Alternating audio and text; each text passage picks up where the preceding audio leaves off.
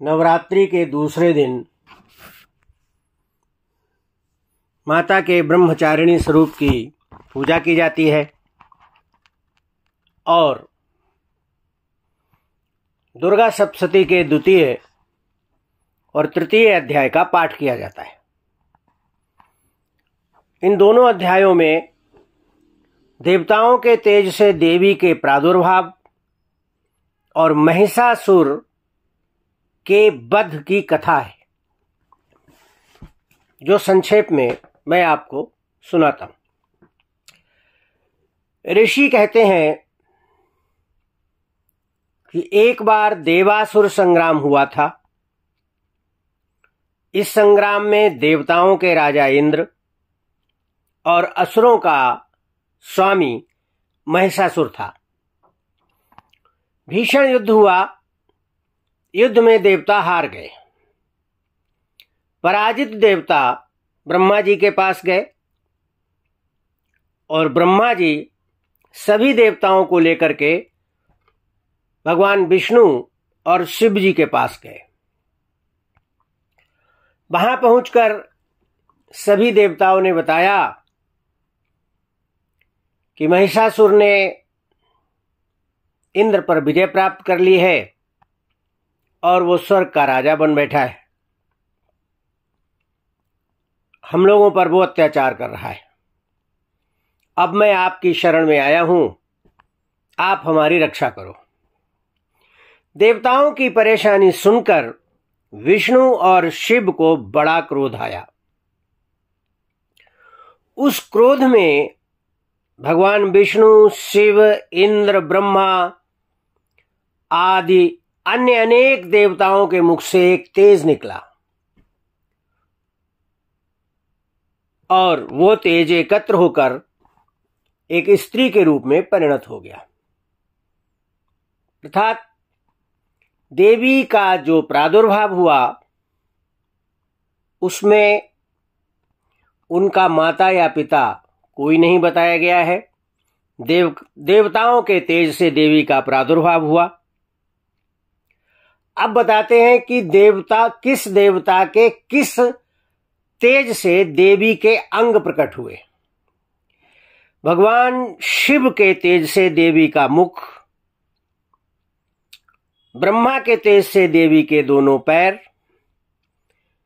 विष्णु के तेज से देवी की भुजाएं, इंद्र के तेज से देवी का कटि प्रदेश, यमराज के तेज से देवी के सिर के बाल,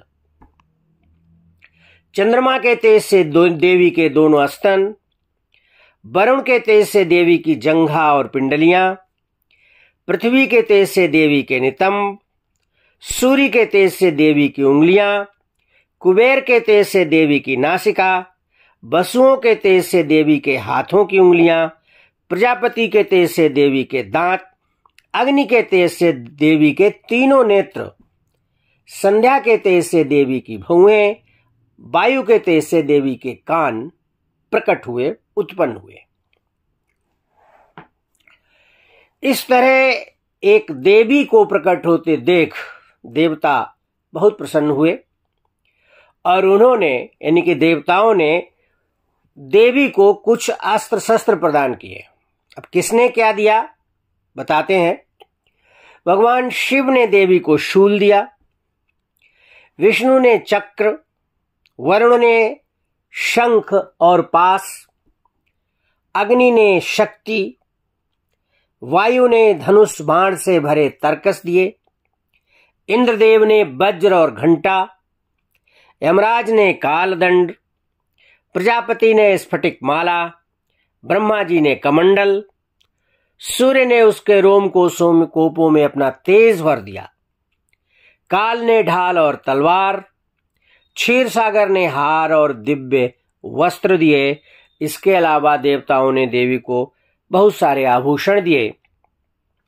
हिमालय ने सवारी करने के लिए देवी को सिंह भेंट किया और इस तरह देवी अस्त्र शस्त्रों से सुसज्जित हो गईं और जब अस्त्र शस्त्रों से सुसज्जित हो गईं, उनको अपने कार्य का आभास हो गया।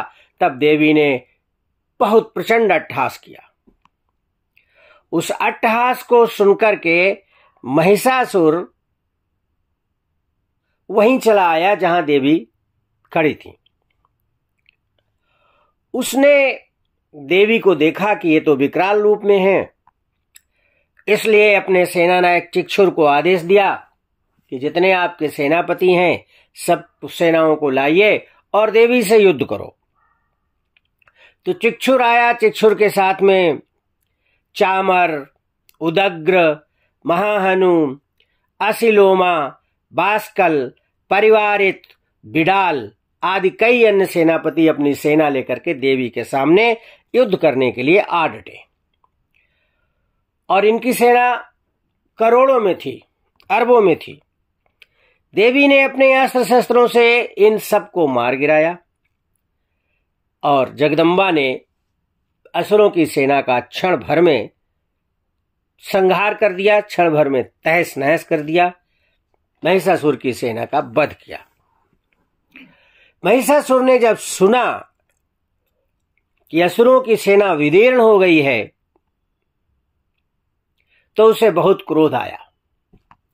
लेकिन जब देवताओं ने सुना कि असुरों की सेना हार गई है तब देवताओं को बड़ी प्रसन्नता हुई और उन्होंने देवी पर पुष्प वर्षा की। अब केवल महिषासुर बचा था जिसको देवी का सामना करना था। उसने कई रूप धारण करके देवी पर प्रहार किया, आक्रमण किया।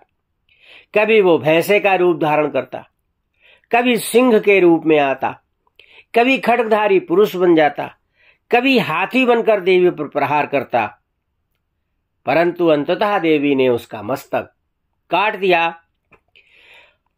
महिषासुर का निधन होते ही, यानी महिषासुर के मरते ही असुरों की सेना भाग गई। देवता प्रसन्न हो गए और इस तरह दुर्गा सप्तशती के द्वितीय और तृतीय अध्याय की कथा समाप्त हुई। माता ब्रह्मचारिणी को सफेद रंग के वस्त्र पसंद हैं, इसलिए सफेद रंग के वस्त्र पहनकर पूजा की जाती है और मिश्री का या सफेद मिठाई का भोग लगाया जाता है। आप सभी को नवरात्रि की हार्दिक शुभकामनाएं।